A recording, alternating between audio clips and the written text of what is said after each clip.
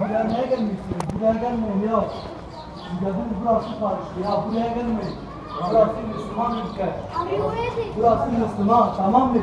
Buralarda yemek tutmayın onlara. Yok bunlar İncil'in kalktılar. Yok buraya gelmeyin. Burası Müslüman bir ülke. Tamam.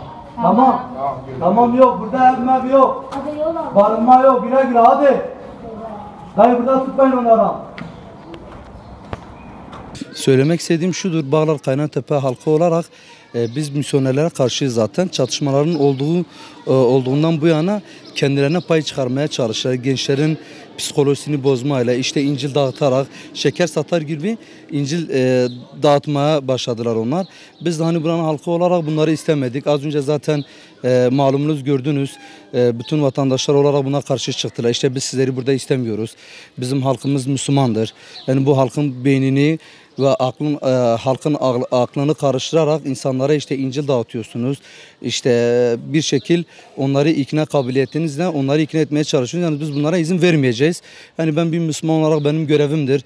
Ben bu tür olayları gördüğüm zaman ister istemez insani görev olarak karşılarında duracağım.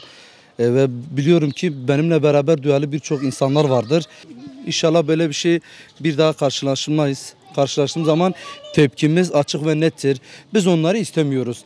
Biz Allah ve Resulüne iman etmişiz. Biz Müslümanız. Biz bu bölgede ne çatışmaların olmasını, ne kan dökülmesini, ne bir takım ajanların gelip buraya karışmasına karşıyız biz. Vatandaşın da göstermiş olduğu tepkiyi gözümün önüne alarak ben de bir Müslüman olarak buna karşı çıkıyorum. Kesinlikle ve kesinlikle bizim kendi kitabımız bize yeterlidir. Rabbimiz de öyle buyuruyordur zaten. Biz de ona iman etmişiz. Ve bizim başka bir kitaba da hiçbir ihtiyacımız yoktur. Zaten asıl olarak gerçek olarak inmiş kitapların hepsi şu an Kur'an-ı Kerim'de toplanmıştır. Yani bunların buraya gelmelerinin sebebi biz Müslüman insanlar olduğumuz için bizi dinimizden vazgeçirme çabaları içerisindeler bunlar. Yani bunlar da zaten göz önündedir. Akıllı olan bir insan, akıllı olan bir Müslüman böyle bir yanılgıya düşmez yani demek istiyorum. Ve devlet olarak, millet olarak Müslüman bir devletiz, Müslüman bir milletiz. Bunlara kesinlikle ve kesinlikle istemiyoruz bunları burada. Karşı çıkıyoruz. Evet, kendilerine sordum buraya ne için geldiklerini. Onlar da bana saçma bir cevap verdiler tabii. Buna inanmak biraz zor bir şey. Öğrenci olduklarını söylüyorlar.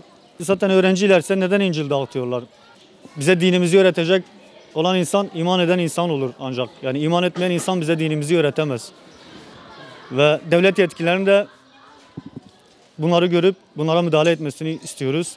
Hemen zaten çatışmaların ardından bunlar buraya girdiler. Yaklaşık zaten uzun bir zamandır buradalar ve faaliyetlerini hala da sürdürüyorlar. Kimi insan zaten tepki gösteriyor, inançlı insan tepki gösteriyor. Zaten inancı zayıf insanları bunlar hedef alıyorlar. Biz buna karşıyız yani kesinlikle ve kesinlikle böyle bir şey olmasını istemiyoruz.